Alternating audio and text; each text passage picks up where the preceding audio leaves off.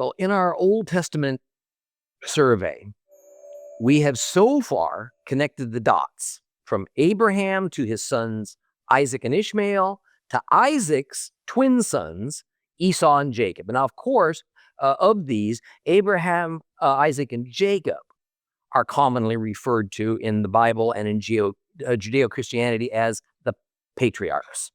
Now, note of these 5 names that I listed, Abraham, Isaac, Ishmael, Esau, and Jacob, that Ishmael and Esau are left out.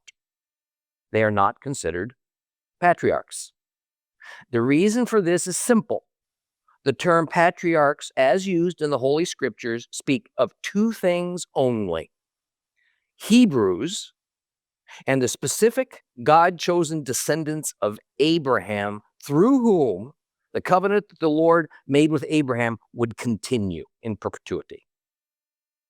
This is a critical issue that has resurfaced, especially in modern times, with the re-emergence of Islam as the enormous and dominant religion that it is, even if it had gone under the radar to the Western world since the end of the Ottoman Empire as a result of World War I.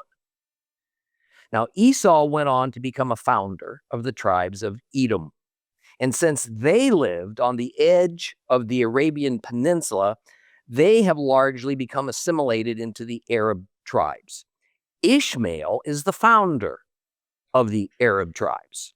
And there has been a permanent enmity between the Hebrews and the Arabs since Abraham sent his concubine Hagar and her child Ishmael away. So, the descendants of Esau and Ishmael are, generally speaking, Arabs. Arabs are Semites.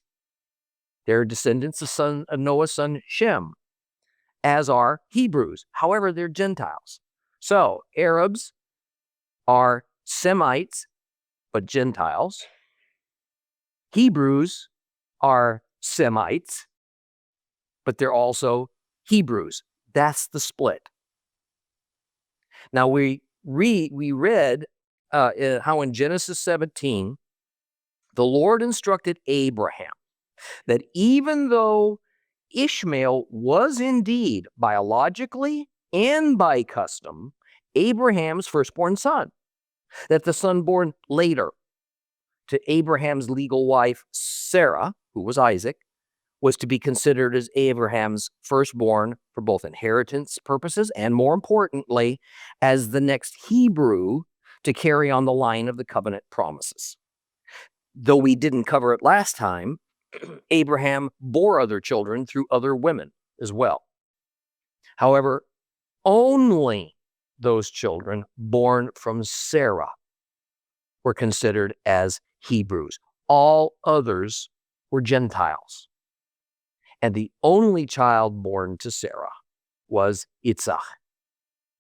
So while Abraham fathered both Hebrews and Gentiles, as did his son Isaac father both Hebrews and Gentiles, only Abraham's grandson Jacob fathered exclusively Hebrews.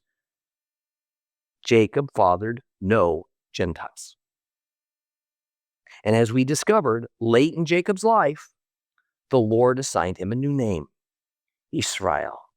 The 12 sons who came from Jacob were therefore Hebrews and came to be called Israelites, descendants of Israel, sons of Israel. All Israelites, therefore, are Hebrews. Therefore, the separation now of Hebrews from Gentiles was complete at this point. Now, as we ended our previous lesson, Jacob's 11th son, Joseph, had been sold to Arab slave traders by his 10 jealous older brothers. Joseph was clearly Jacob's favorite son. And the Arabs, in turn, sold Joseph to the chief steward of the Pharaoh of Egypt. And after serving the chief steward Potiphar for a time, Potiphar's wife leveled false charges against Joseph, resulting in a prison sentence. However, the Pharaoh began having recurring nightmares that, although the Pharaoh's seers couldn't interpret, Joseph could.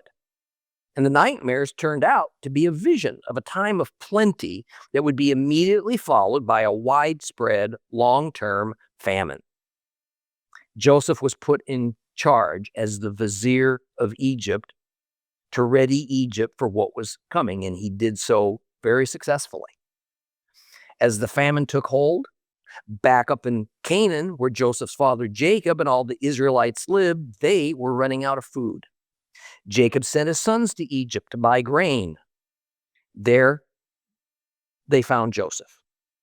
Joseph was married to an Egyptian woman named Asenath, and they produced 2 sons, Ephraim and Manasseh. Now, it must be clear that these 2 children were Egyptians, and they were raised as Egyptians. Now, in Egypt, under Joseph, the 12 tribes prospered and they grew.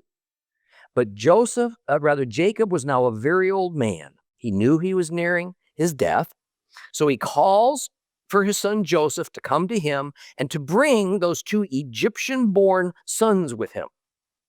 What happened next cannot be overstated, as it would have significant impact on the progress of Israel and also has prophetic significance for our time and for beyond.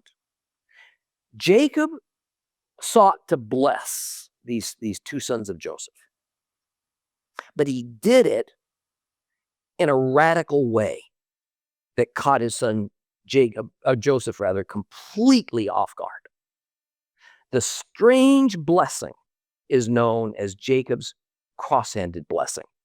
I want you to open up your Bibles to Genesis chapter 48. We're going to read it all. This is the story of the cross-handed blessing. If you have a complete Jewish Bible, it's page 55.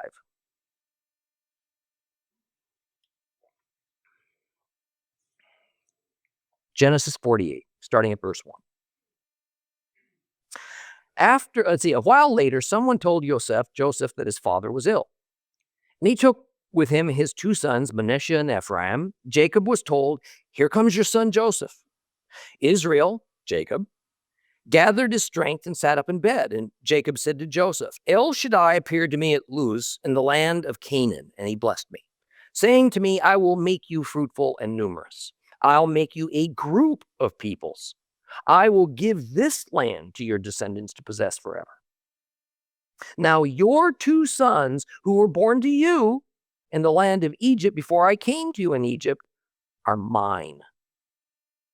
Ephraim and Manasseh will become as much mine as Reuben and Simeon are. The children born to you after them will be yours.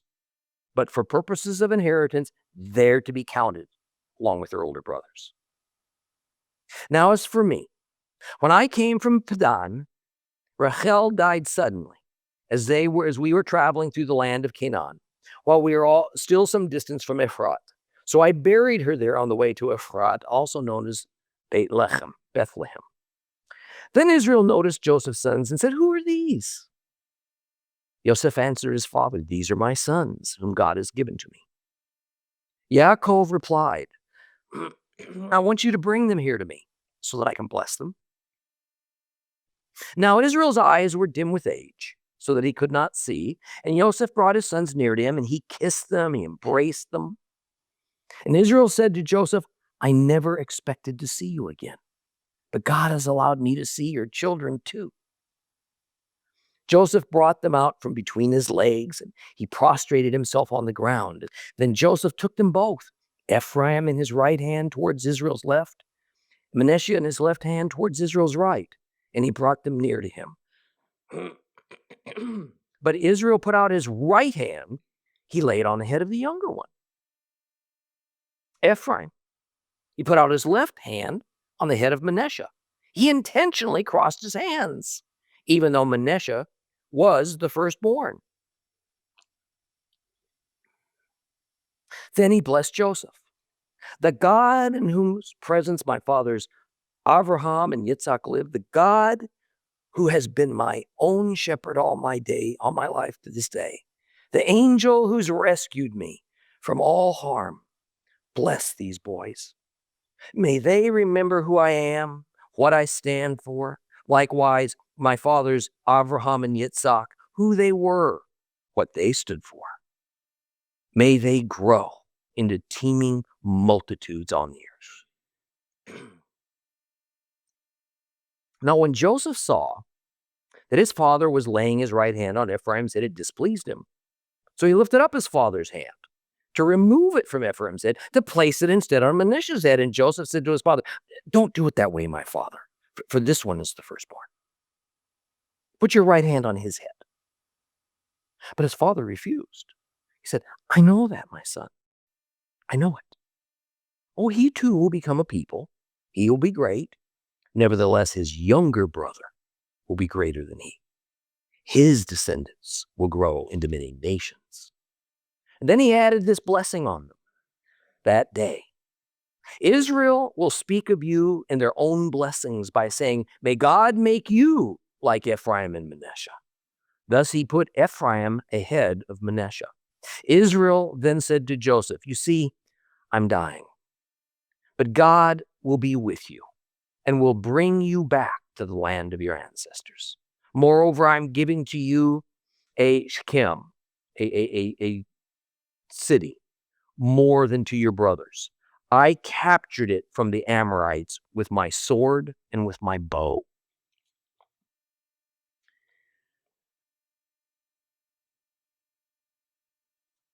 What actually happened here? Well, as I mentioned last time, the younger child of Joseph, Ephraim, was in essence given the firstborn or the double portion blessing that normally should have gone to the older child. That was Manasseh. But just as important, Jacob gave the birthright that should have belonged to his own firstborn son, Reuben, to his grandson, Ephraim. Reuben was not excommunicated from the family, but he was replaced for inheritance purposes with Joseph's son, Ephraim. How do I know this was the result? Listen to 1 Chronicles 5:1. Reuben, the firstborn of Israel, of Jacob, for he was the firstborn, but because he defiled his father's bed, his birthright was given to the sons of Joseph, the son of Israel, of Jacob, so that Reuben is not enrolled in the genealogy according to the birthright. So here's something we must put into our minds and hold on to now for a while. The firstborn rights of inheritance for Israel's, for Jacob's children, winds up not going to the rightful heir, Reuben. But instead, those rights are given to Ephraim, who's actually a grandchild, a son of Joseph. But one of the effects of this cross-handed blessing was that Jacob adopted away these two grandchildren from Joseph, and he made them his own sons. Joseph protested. But Jacob said, well, all your future sons can be your sons. That is, Jacob wouldn't adopt away any more of Joseph's sons from him. Strange. Very strange. What possible reason could there be for doing such a thing? Well, first and foremost, these two children were no longer Egyptian, but rather by means of adoption, they became Hebrews. Now let's fast forward now. Let's fast forward to several hundred years into the future, to the time after the Exodus from Egypt. We're going to cover the Exodus next week. To the time of Solomon, king of Israel. Solomon is a ruler over a united Israel, but that's going to change almost immediately after his death. His son inherits the throne. Right away, turmoil, civil war occurred. The nation of Israel is divided into two kingdoms. The Bible refers a number of ways to these two kingdoms, most typically as the northern kingdom and the southern kingdom, or as the kingdoms of Judah and of Israel. Judah in the south, Israel in the north. There's a problem here. You see, the northern kingdom was not really called Israel after a short time. Calling that kingdom Israel is a fairly recent redaction in our Bibles. The oldest manuscripts clearly call the northern kingdom Ephraim. By now, of the 12 original tribes of Israel, 2, Judah and Ephraim, have become dominant, and they rule over the other 10.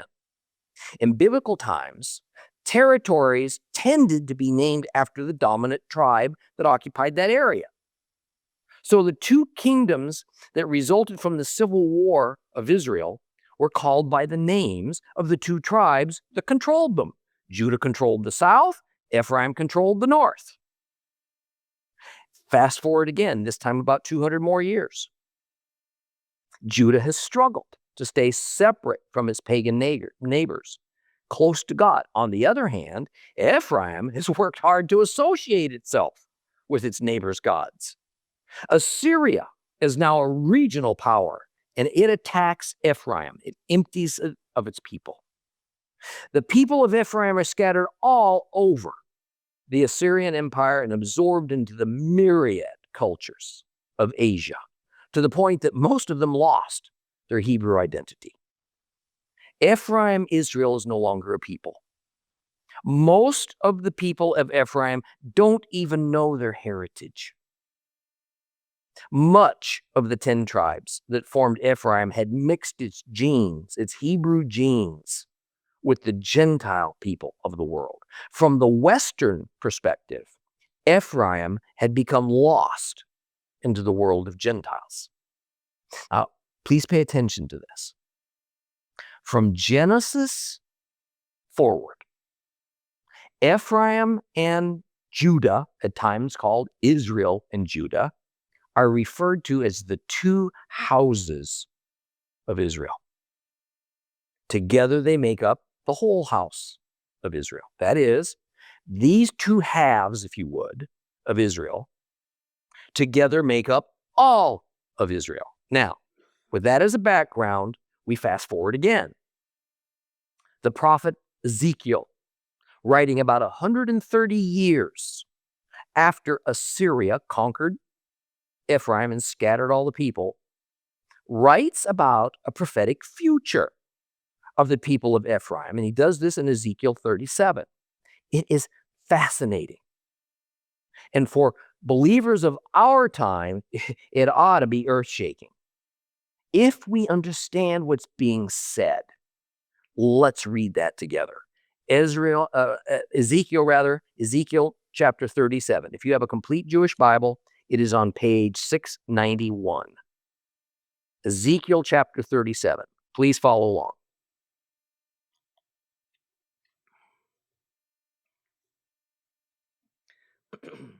With the hand of Adonai upon me, Adonai carried me out by his spirit and set me down in the middle of the valley, and it was full of bones. He had me pass by all around them. There were so many bones lying in the valley. They were so dry. And he asked me, human being, can these bones live? And I answered, Adonai Elohim, only you know that. And then he said to me, then prophesy over these bones. Say to them, dry bones, hear what Adonai has to say. To these bones, Adonai Elohim says, I will make breath enter into you. You will live. I will attach ligaments to you, make flesh grow on you, cover you with skin, and put breath in you. You will live. You will know that I am Adonai. So I prophesied as ordered. And while I was prophesying, there was a noise, a rattling sound. It was the bones coming together, each bone in its proper place. And as I watched, ligaments grew on them. Flesh appeared, skin covered them, but there was no breath in them. And next he said to me, prophesy to the breath. Prophesy, human being, and say to the breath that Adonai Elohim says, come from the four winds, breathe, Breathe on these slain so that they can live. So I prophesied and ordered. The breath came into them, and they were alive, and they stood on their feet, a huge army. And then he said to me, human being, these bones, they are the whole house of Israel. And they are saying, our bones have dried up, our hope is gone, we're completely cut off.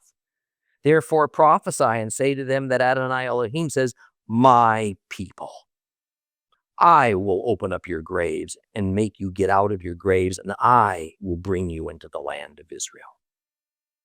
Then you will know that I'm Adonai, when I've opened your graves and made you get up out of your graves, my people. I will put my spirit in you. You will be alive. Then I'll place you in your own land, and you will know that I, Adonai, have spoken. I have done it, says Adonai. And the word of Adonai came to me, you human being, take one stick and write on it for Judah and for those joined with him among the people of Israel. Next, take another stick and write on it for Joseph, the stick of Ephraim, all the house of Israel who are joined with him. And finally, bring them together into a single stick so they become one in your hand. And when your people ask you what all of this means, tell them that Adonai Elohim says this, I will take the stick of Joseph, which is in the hand of Ephraim, together with the tribes of Israel who are joined with him, and put them together with the stick of Judah, and make them a single stick so that they become one in my hand. The sticks on which you write are to be in your hand as they watch. And then say to them that Adonai Elohim says, I will take the people of Israel from among the nations where they've gone and gather them from every side and bring them back to their own land. I will make them one nation in the land on the mountains of Israel, and one king will be king for all of them. They'll no longer be two nations. They will never again be divided into two kingdoms. They will never again defile themselves with their idols, their detestable things, or any of their transgressions, but I will save them from all the places where they've been living and sinning, and I will cleanse them so that they will be my people. I will be their God. My servant David will be king over them. All of them will have one shepherd. They will live by my rulings and keep and observe my regulations. They will live in the land I gave to Jacob, my servant, where your ancestors lived. They will live there, they, their children, their grandchildren, forever. And David, my servant, will be their leader forever. I will make a covenant of peace with them, an everlasting covenant. I will give to them, increase their numbers, set my sanctuary among them forever. My home will be with them. I will be their God. They will be my people. The nations will know that I am Adonai, who sets Israel apart as holy when my sanctuary is with them forever. Here we find what is sometimes called the two sticks prophecy, or the dry bones prophecy. It says that in the end times, in the latter days, Ephraim will be rejoined with Judah. The two halves of Israel will once again become united. They will become a whole, the whole house of Israel. I want you to let that sink in for a second. How could Ephraim, who had mostly become part of the Gentile world, millions of people who didn't even know that they had ancestral roots to the tribe of Ephraim, and some who do, they do suspect the connection, but they struggle to prove it. How are they going to be reunited with the tribe of Judah? But even more, who is Judah today in our time? They are the Jews. Jews are what members of the tribe of Judah have been called since the time of Babylon. Somehow, in the modern nation of Israel, which only allows, by the way, citizenship to those who can prove they are Jews, the lost and scattered people of Ephraim are going to be identified. And they're going to be allowed to migrate and to join in the land with their Jewish brethren. And all of this stems from this odd happening from Genesis 48 and then prophesied in Ezekiel 37. And by the way, this process has already begun. And in a few weeks, we're going to talk about that in more detail.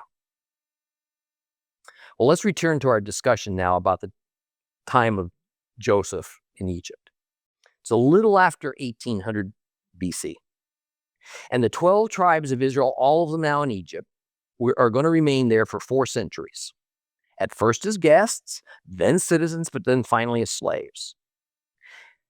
Much has been written about the time that Israel, the Hebrews, spent in Egypt, but most of it expressing skepticism that they were even there.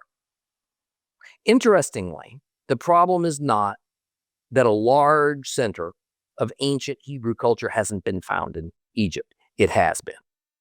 The problem is with the timing, the dating. According to archaeologists, the Hebrew culture found in Egypt does not match with the biblical timeline of when Israel was supposed to have been in Egypt. Therefore, many scholars say the Bible story of Israel's captivity and Exodus must simply be a folk tale. Now, I want to help you understand this issue. Archaeologists and Egyptologists approach the matter of understanding history in terms of time. When something happened is at least as important as did something happen, and if so, exactly what happened. And the further we go back into history, the harder it is to ascertain the sequence of events and what it all led to. Today, virtually all world history that takes place prior to about 600 BC is determined by one ancient institution, the line of Egyptian pharaohs, or using common scholarly terms, the Egyptian dynasties, the pharaonic dynasties. Now, that's because the most complete records of the ancient times found thus far prior to 600 BC occurs with the Egyptians. This is because the Egyptians would carefully record certain significant events associated with each pharaoh's reign. So we have the listing of a pharaoh, major events that happened in his lifetime, then often who it was that followed him as the new pharaoh, the new ruler. Now, because Egypt had interests far and wide in Africa, all over Asia, as far as Europe to the west, India to the east. Events that happened, even in these far-flung areas, were at times recorded, and they were attributed to whichever pharaoh was reigning at that time. But only if the event was deemed important enough, and it also had a favorable outcome for Egypt. By comparing these recorded events to the records of other civilization, dates can sometimes be reasonably extracted. Now, here's the problem. This is hardly foolproof. There are major holes in the Egyptian dynastic timeline. This is why when you hear of all the excitement of a new pharaoh being discovered or something, it's because it's going to fill in another space on the timeline. That's what makes it so important to archaeologists. Sometimes there are gaps where they've never found information about a particular pharaoh. Or there isn't enough information to know which pharaoh he might have followed. So scholars have to guess to fill in the blanks. The next interesting ingredient is that in the modern scientific world, the Bible timeline is usually discarded. Because the Bible is, of course, a religious document, archaeologists and Egyptologists generally refuse to even consider that it might be accurate. Even events that are chronicled in the Bible that would fill in large periods of time in which there is no other source of information are tossed aside as unworthy to either consider or to even investigate. Now, back to the issue of whether or not Israel was actually ever in Egypt. Egyptologists have indeed found the remains of an enormous Hebrew community in Egypt, in the land of Goshen. This is a region of what's called Lower Egypt, right where the Bible says they were. This community was estimated to have been able to accommodate perhaps 2 million people. It is called in scientific circles by its archaeological name, Tel Ed Daba. By its most recent historic name, it's called Avaris. And it's located right next to Pi Ramesses, the great city of the Pharaoh. It all matches up perfectly with the biblical account except for one thing. Because of the currently accepted dating system, using what scientists call regnal dating, which is based on the incredibly incomplete, often baseless line of Egyptian royalty, archaeologists say this city of the Hebrews existed at the wrong time.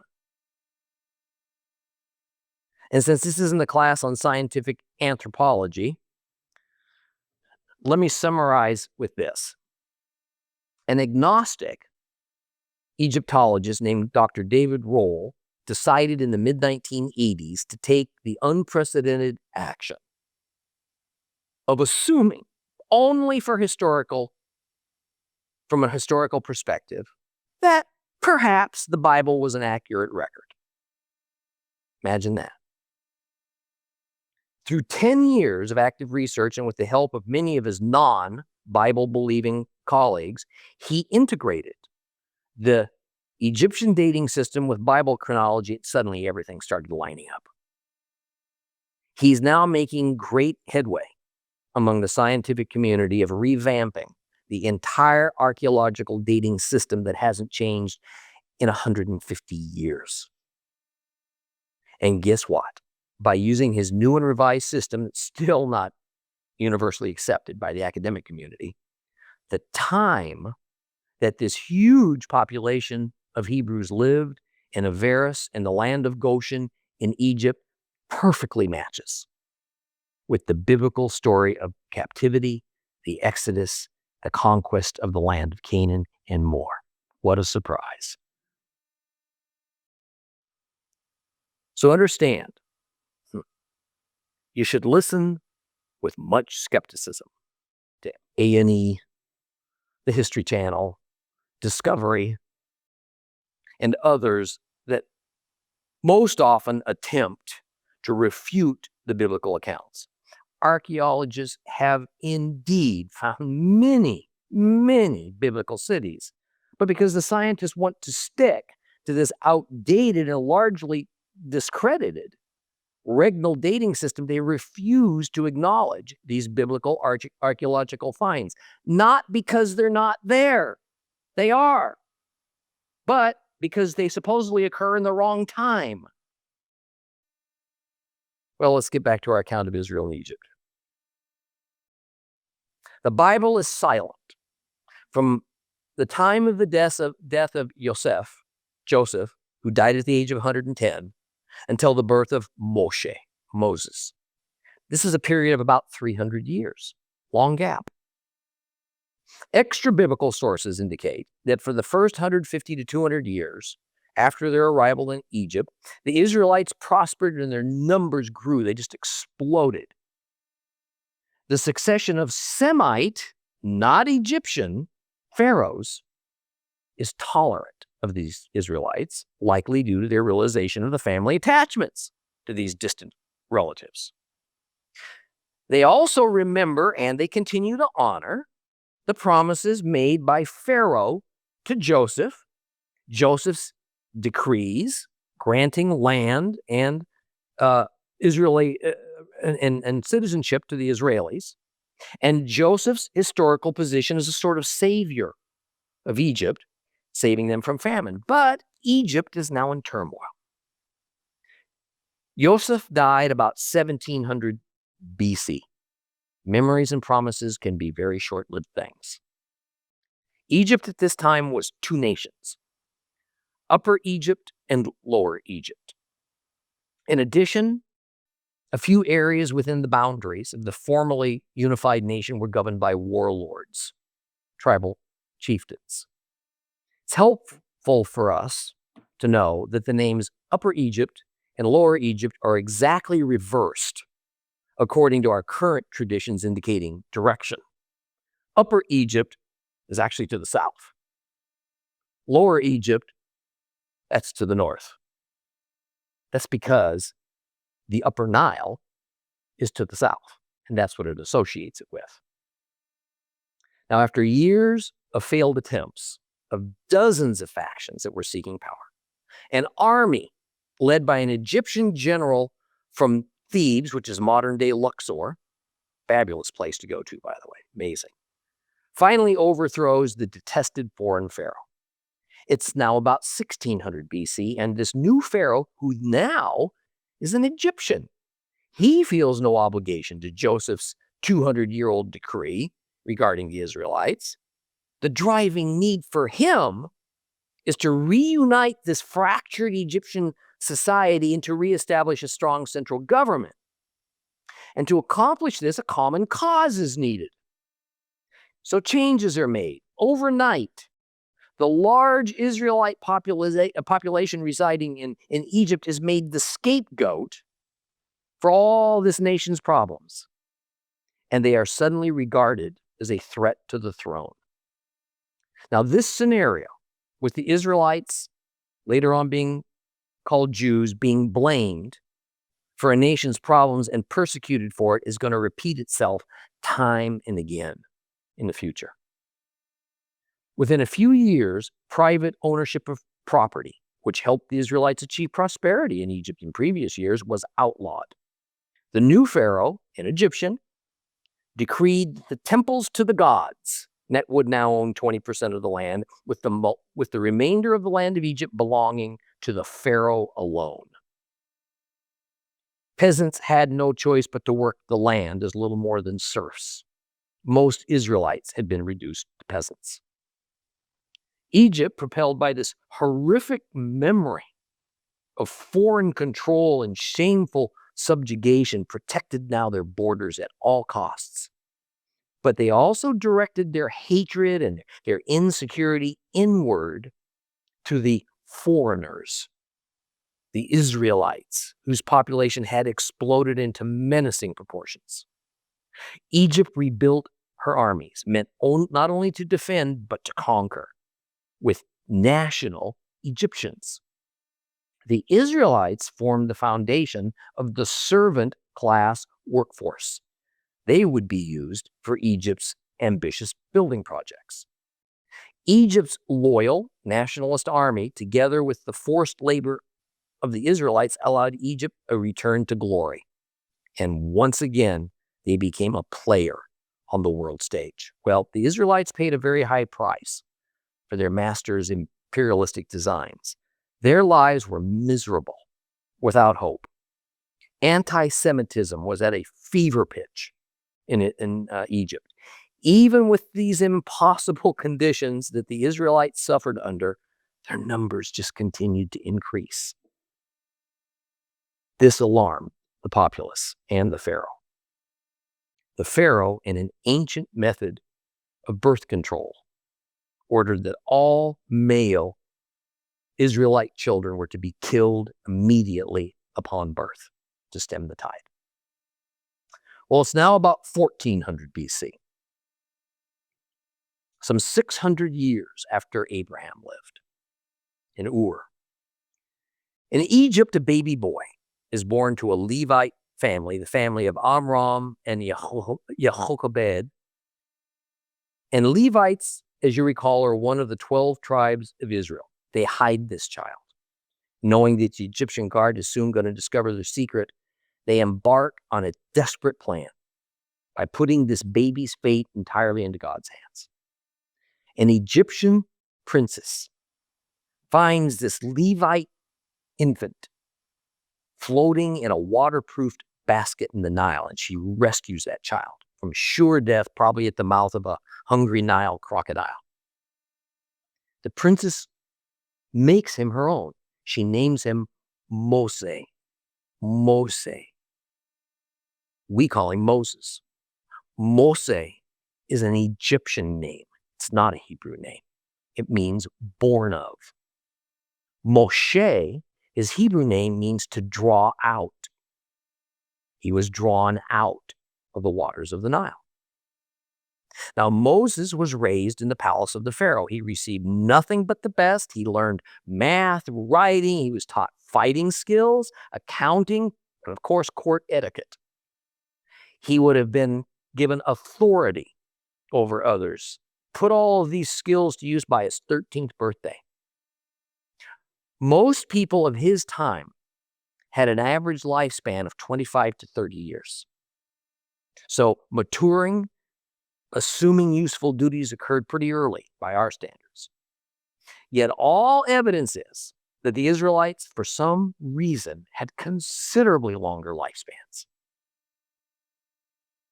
Despite some Hollywood versions to the contrary, Moses was always aware of who he was, and he likely visited his birth mother very often. She even suckled him for many months after he was plucked from the Nile because his sister, Miriam, suggested as much to the Egyptian princess. One day, when Moshe was grown, he saw an Egyptian soldier strike an Israelite slave. Moshe killed the guard. He buried him in the desert sand. Why would he have done such a thing? I mean, notice that the soldier, we're told, didn't kill the man, didn't even maim him. He just struck him. Surely, an Egyptian soldier striking a Hebrew slave was a common everyday occurrence that he had witnessed often. Egyptian law calls for capital punishment for killing an Egyptian, no matter who the perpetrator is. Moshe well knew this. At the very least, Moshe threw away the royal life he could have chosen for himself. Could it have been that Moses, guilt-ridden, angry at being considered a half-breed by Israelite and Egyptian alike, likely unwelcome in either camp, simply could no longer tolerate watching his parents' people whipped like animals while he's living a life of luxury? In any case, Moses found out, much to his surprise, there were witnesses to his murderous act. So he fled the country. Now, he couldn't go to Canaan, where the roads and the cities were guarded by Egyptian troops who might recognize him. There would have been a warrant out for his arrest. Instead, he fled to a place of little interest to any conquering nation and where only the hardiest souls attempted to live, the Sinai. And after trekking across the Sinai, he crossed over to the other side of a finger of the Red Sea, now called the Gulf of Aqaba, and into the land of Midian, home to desert wanderers. After an incident at a water well where Moses protected some local girls from being bullied by herders, a Midianite priest takes him in, gives him his eldest daughter as a wife.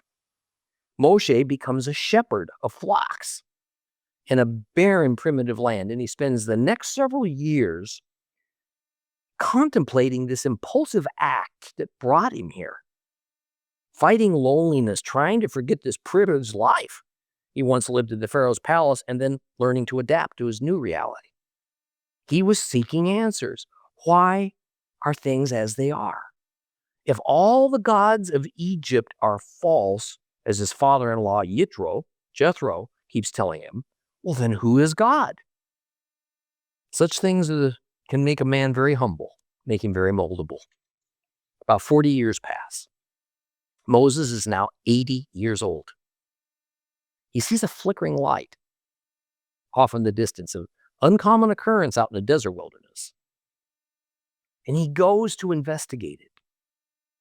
And on a tall hill that the Bible alternately calls the Mountain of God and Mount Horeb, and later it's known as Mount Sinai, Moses finds a bush that shines as though it's engulfed in flame, yet it doesn't burn up. In other words, the burning bush wasn't on fire. And as he approaches it, let's examine this. This thundering voice from above just forces him to his knees in terror.